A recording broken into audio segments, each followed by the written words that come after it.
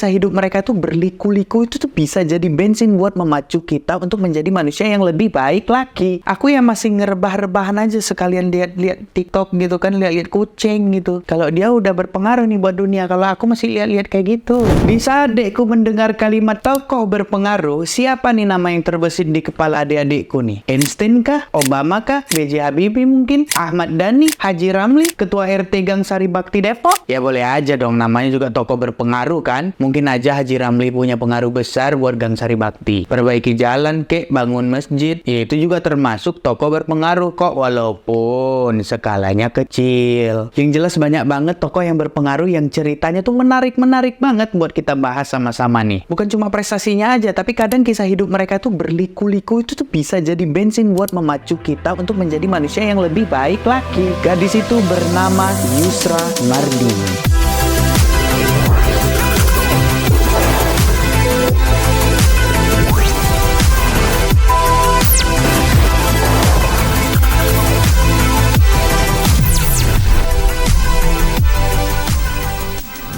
Adik-adikku ada yang familiar dengan namanya? Jujur sebelumnya aku juga kurang familiar dengan nama ini. Ya gimana? Dunia dia sama dunia aku kan beda. Jadi nggak pernah muncul di FYP TikTok ataupun di Instagram aku. Kecuali kalau kalian nanya-nanya aku tentang Real Madrid. Oh, jangankan nama pemainnya. Nama dokter terapisnya yang mijit-mijit Sergio Ramos sampai latihan tuh juga tahu aku. Tukang parkir di Bernabeu. Ini aku follow Instagramnya. Kalau Yusra Mardini sama aku kan beda. Tapi aku tahu kisahnya.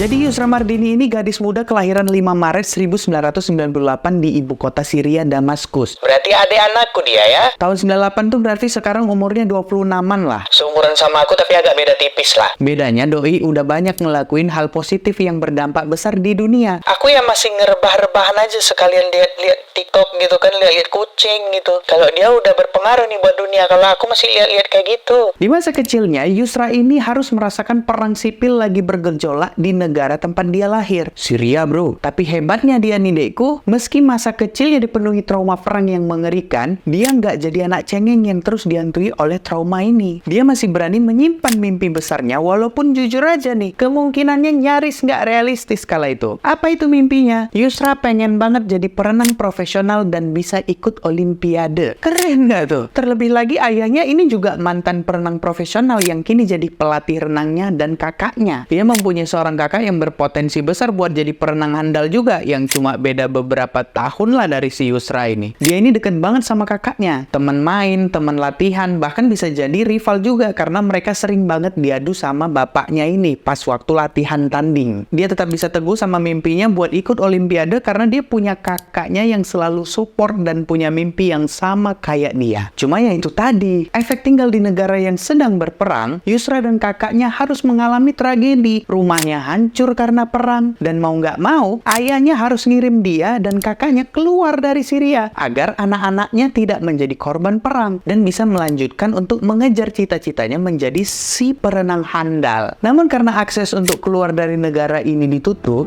mereka harus menjalani petualangan ala Hollywood agar bisa mencapai negeri tujuan mereka.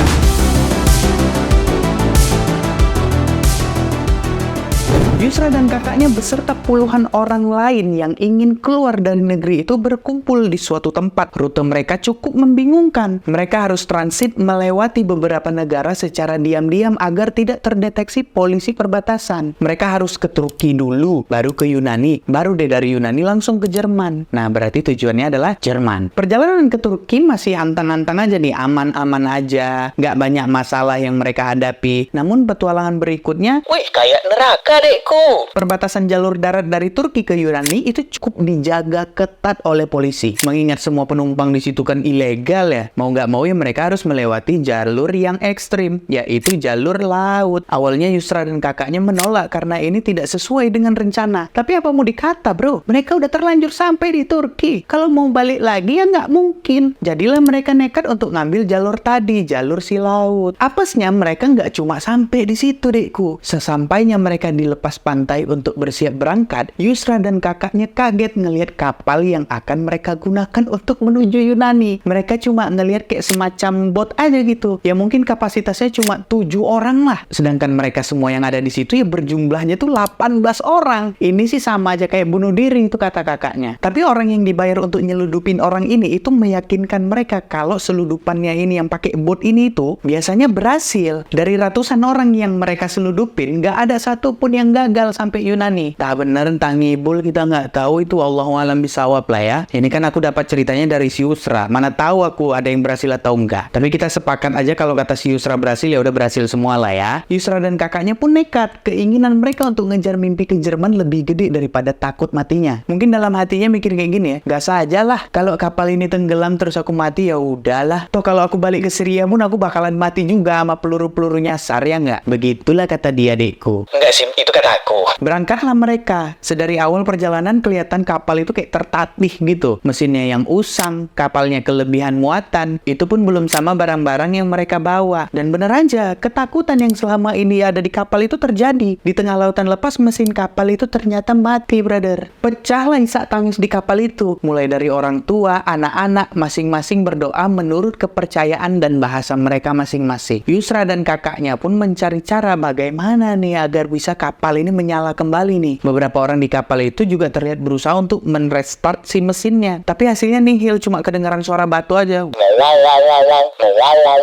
Nah gitu aja. Menangislah seluruh penumpang kapal itu, dekku. Yang ditakuti terjadi juga. Mengapung mereka di tengah lautan yang nggak jelas itu. Mengapung lah mereka. Tapi Yusra dan kakaknya tetap nggak mau nyerah. Kayak nggak guna juga buat nyerah. Kan namanya juga diantara hidup dan mati. Yaudah mereka mutusin buat mau ngedorong kapal itu. Kebayang nggak, dekku, ngedorong kapal coba? Kita berenang-berenang biasa aja 5 menit udah hoyong. Ini mereka ngedorong kapal yang isinya ada belasan orang. Terus juga tujuannya nggak tahu kemana. Nyemplunglah si Yusra dan kakaknya ke lautan nih. Terus ada 2 orang cowok muda yang ikut turun juga. Gengsi lah mereka. Masa 2 cewek nih nyemplung, masa aku enggak gitu ya kan? Mereka pun si cowok ini ikut ngebantu. Tapi semuanya kita sepakat, dekku. Sangat capek itu. Kadang mereka ngakalin kayak 15 menit ini si Yusra kakinya gerak, kakaknya istirahat. Gantian terus tuh mereka sampai nggak kerasa. Ternyata mereka udah berenang selama 3 jam. Kebayang nggak, dekku, berenang selama 3 jam? Dan itu bukan cuma berenang aja, tapi ngedorong kapal yang isinya 14 orang lagi teriak-teriak nangis. Aduh, gimana itu ya?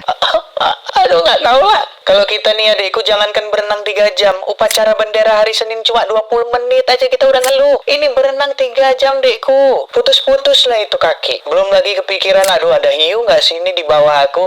Ada kraken nggak nih di bawah aku? Itu belum lagi kepikiran itu. Ini bukan aku lebih-lebihin ya, dekku ya. Sumbernya jelas dari cerita si Yusra dan kakaknya sendiri. Terus juga yang ada di kapal itu juga jadi saksi karena mereka ngerasain sendiri didorong selama 3 jam. By the way, kisah Yusra Mardini ini ada filmnya juga di YouTube. Tapi emang sengaja nggak aku bilang di awal biar kalian dengar cerita aku dulu. Nanti baru buka Netflix. Barulah dek-dekku nih nonton, lihat-lihat Netflix. Nontonlah tuh The Swimmer tuh ya. Nah, di jam ketiga itu Yusra dan kakaknya beserta 2 cowok tadi udah mencapai batasnya. Ya walaupun mereka basicnya perenang handal, tapi tetap aja manusia kan. Bisa tetap ngedorong selama 3 jam itu juga udah nggak masuk akal sebenarnya. Yusra ngelihat kakaknya kayak udah pasrah, matanya kayak ngomong, aduh sampai sini aja lah perjuangan kita udah capek betul ini. Kita balik aja lah yuk ke Syria, nggak apa-apa, bantu-bantu ibu, bantu-bantu bapak perang yuk. Tangannya udah mau lepas dari si bot itu. Tapi ternyata di titik saat mereka benar-benar mau nyerah, tiba-tiba mereka dengar ada satu penumpang yang bilang, daratan, daratan, island, island, island, gitu. Langsung meleklah itu 4 orang yang dorong tadi. Apa? Daratan, bro. Kata penumpangnya kayak gitu. Samar-samar lah terlihat bibir pantai di ujung sana. Nggak terlalu jauh dari kapal mereka lah. Bersoraklah di kapal itu, alhamdulillah ya Allah, alhamdulillah. Walaupun tertatih-tatih, alhamdulillahnya 4 orang yang dorong tadi itu mendorong lagi si kapal itu. Penumpang lain terus bersorak gitu kan, walaupun dayung-dayung dikit pakai tangannya, dikit-dikit pakai tangannya gitu kan. Nggak tahu itu ngaruh atau enggak, yang penting adalah motivasi untuk ngedayung itu gitu. Walaupun nggak berguna sebenarnya, yang jelas mereka antusias banget ngelihat daratan itu. Dan akhirnya setelah perjuangan hidup mati tim mereka, kaki berjam-jam mengapung di laut itu akhirnya menyentuh tanah, dekku. Langsunglah mereka berbondong-bondong meninggalkan si kapal bot tadi. Langsung terkapar 4 orang yang mendorong kapal itu sambil tersenyum. Akhirnya Mission Impossible ini berhasil mereka selesaikan. Pulau bernama Lesbos, sebuah pulau kecil di Yunani. Dari Yunani itu pun mereka bisa dengan mudah untuk menuju kota impian untuk mengejar mimpi mereka, yaitu Jerman.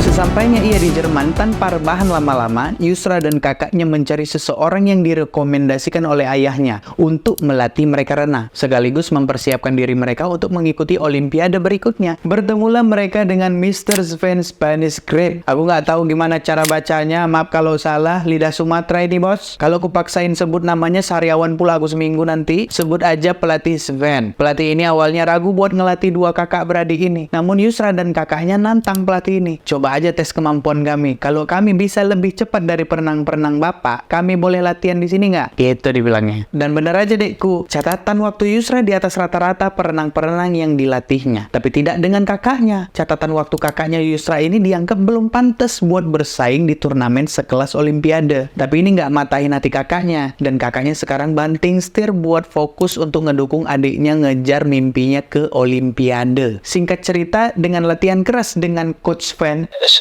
Apa sih namanya? Coach Sven. momen penentuan akan mimpinya pun datang. Ia mendapat kesempatan untuk kualifikasi ke Olimpiade di Brasil tahun 2016 nanti. Dan kesempatan ini nggak disia-siakan oleh si Yusra. Ia berhasil lolos kualifikasi dan berhak mengikuti event Olimpiade di Rio de Janeiro, Brazil. Di sini ia tidak mewakili Jerman, bahkan juga nggak mewakili Syria. Dengan bangga ia mewakili salah satu tim yang baru saja tercipta tahun 2016 itu, yaitu mewakili tim Olimpiade pengungsi. Tim tersebut memang dibuat untuk menjembatani bakat-bakat para atlet pengungsi agar bisa bertanding di Olimpiade. Dan Yusra Mardini adalah salah satu atlet yang menjadi korban perang dan ikut mengambil peran di sini. Ia sama sekali nggak ngerasa malu mewakili tim ini, karena tim ini sangat menggambarkan gimana perjuangan dia dari rumahnya hancur lebur di bom hingga perjuangannya kabur ke Jerman sampai akhirnya berhasil mendarat di Brazil, brother, sister, dekku. Cita-citanya pun tercapai. Dari awal ia berkeliling stadion saat parade penyambutan atlet Olimpiade, ngelihat langsung penyalaan obor Olimpiade, hingga akhirnya pakai kostum renangnya di hadapan ribuan penonton di panggung sebesar Olimpiade.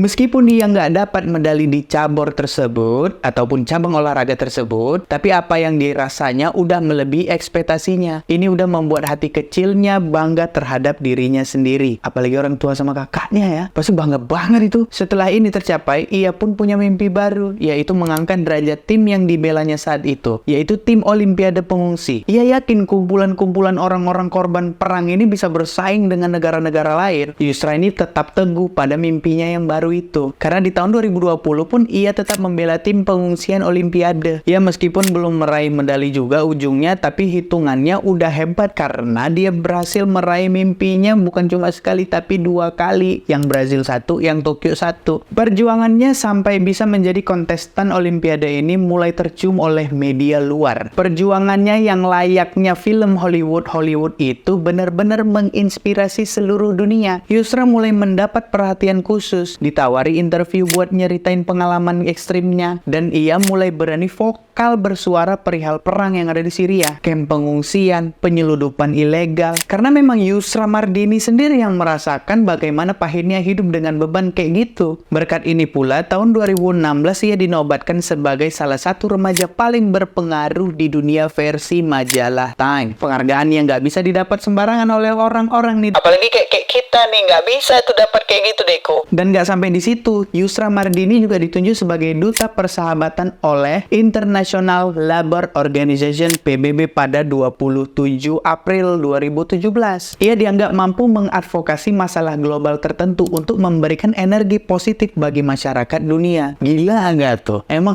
I love Yusra Mardini. I love Yusra Mardini. Cantik dia soalnya. jadi tahun 2015 nih awal dia ngerantau terus terombang-ambing di tengah lautan. 2 tahun kemudian bukan cuma cita-cita jadi atlet olimpiade yang tercapai, tapi juga mengambil peran dalam perubahan dunia. Dan itu bukan lewat organisasi kecil-kecilan, langsung dari PBB, Persatuan Bangsa-Bangsa. Sekarang gimana nih kabarnya dia? Dia sekarang udah pensiun jadi atlet renang setelah 2 kali menjadi perwakilan tim pengungsi di Olimpiade. Ketertarikannya terhadap para pengungsi di dunia semakin kuat, entah itu korban perang atau apapun, dan dia kini memilih untuk lebih vokal dan bersuara untuk mewakili para pengungsi di dunia. Dan dengan dukungan dari PBB, dia berusaha keras agar nggak ada lagi korban yang bernasib sama seperti kayak si Yusra ataupun kayak dia dulu lah. Jadi intinya Doi tetap jadi perwakilan tim pengungsi. Bedanya dulu berjuang lewat renang, sekarang berjuang lewat kemanusiaan. Luar biasa banget Yusra. Aduh, kalau aku DM dibalas nggak ya? Terima kasih banyak teman-teman yang udah mau nonton video ini. Jangan lupa di like kalau kamu setuju, kalau kamu suka. Jangan lupa di share juga supaya kamu bisa memotivasi orang-orang ya dekku ya. Dan yang paling terakhir, support aku, support channel ini, dan support kami dengan cara mensubscribe channel ini, oke? Terima kasih banyak, kita akan ketemu lagi di video-video berikutnya. Terima kasih, assalamualaikum dekku.